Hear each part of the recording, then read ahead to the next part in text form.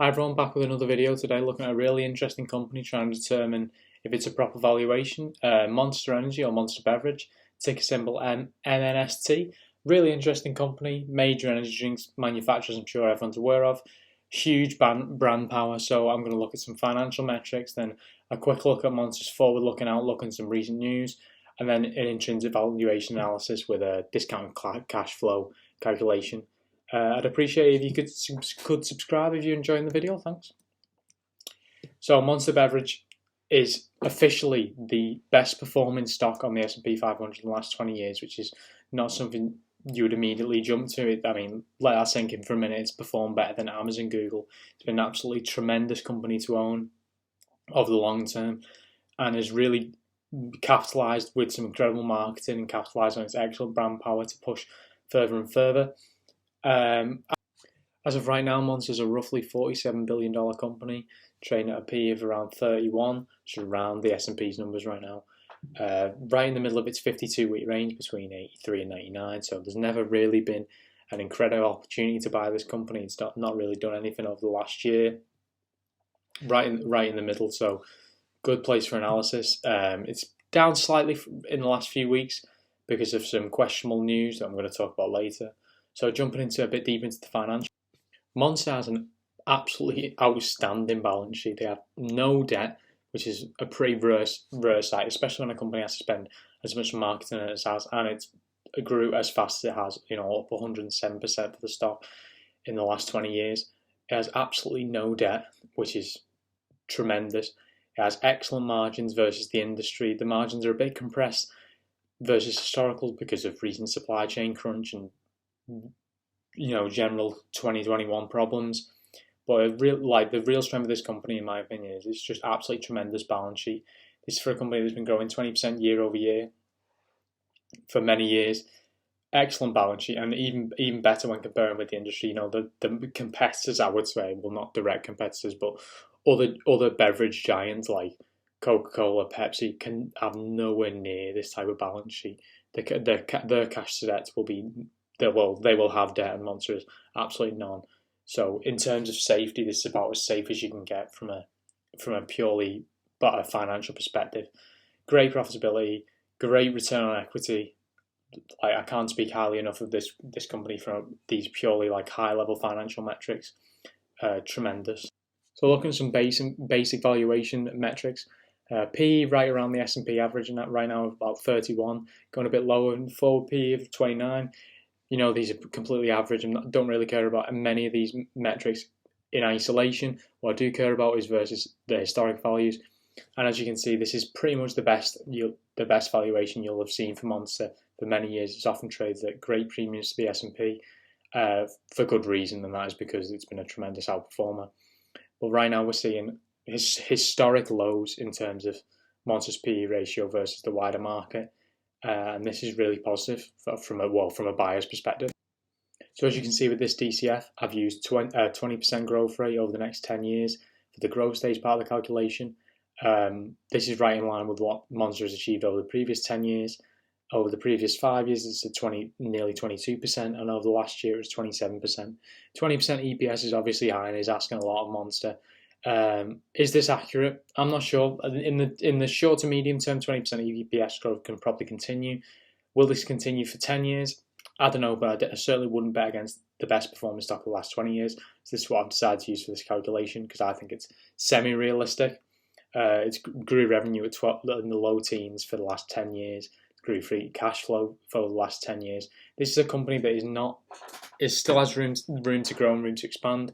It has a really strong brand equity, so it's absolutely not unreasonable to see 20% EPS growth in the short to medium term.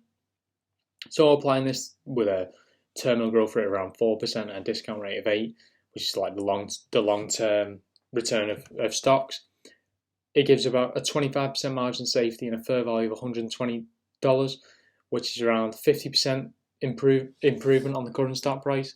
This is excellent. This is also not including the tangible book value. It's only $7 per share, which is not a tremendous amount, so I didn't think to include it. When this is also done on a free cash flow basis, this is still below fair value, and this is just goes to show that this is an excellent company trading at historically low valuations with a decent margin of safety, and is a stock that never really drops significantly because it's been such a strong performer over the long term. Of course, it dropped in 2020 and it's dropped in recessions and things like that, but generally this has been a long-term outperformer, and I think it will continue to be a long-term outperformer if it continues as a standalone company.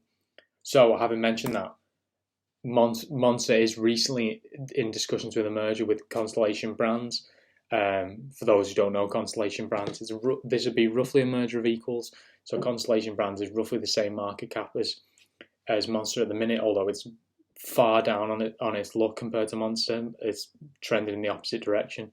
Constellation Brands is basically an alcohol company. It owns Corona and Modelo, owns a lot of wine brands. It has a large investment in Canopy Growth, which has famously not gone very well, like a poor step in the cannabis industry. But it's trying to branch out from alcohol into other things. It's tried seltzers, and now it's trying energy drinks. I think this is unlikely to happen. Well, for one, this is definitely, to me, a bit of desperation from Constellation. Constellation needs this a lot more than Monster needs it, in my opinion. Monster is growing its EPS at 20% a year. Constellation would absolutely kill for those sort of numbers. I think one of the only reasons this has even been discussed is because Monster, although I had strong Q3 results, the supply chain issues have weighed on the company, as they have for many companies. Struggled to get hold of ingredients, some freight inefficiencies as trying to get the product around the world, and aluminium has also been tough to get hold of. They've had to buy a lot of that in advance for the cans. So supply chain issues are definitely weighing, and Constellation has a really strong network, distribution network and supply chain. One of the reasons that I think this won't get over the line is because currently Coca-Cola holds 20% of Monster Energy shares. So, that's give or take $10 billion.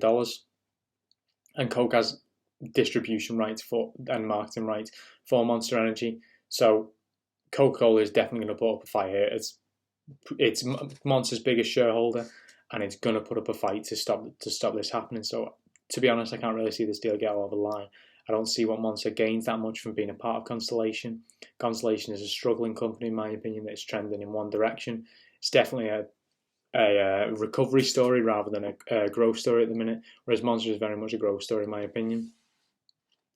So to summarise, I've calculated that Monster is trading well below fair value. It has a good margin of safety. If it can continue to grow EPS at 15 to 20% range, which I don't think is unrealistic over the medium term, I think this will be an excellent stock to own. It'll be an outperformer for years to come, hopefully. It's definitely limited by growth. This is not the baby company it was 20 years ago. It's not going to grow 107,000% again in the medium to long term. But I definitely think this can outperform the S&P over the next 10, 20 years. I think it's an excellent company to own. And if it continues to keep up its good relationship with Coke, it's going to have a robust distribution network. Supply chain challenges are relatively short term, in my opinion. So this is a robust company with an excellent balance sheet, trading at historic lows. I think this is absolutely a buy. I'm continuing to buy more, but of course this is not financial advice. So please don't take it as such, and come to the decision on your own based on your own evidence. Thanks.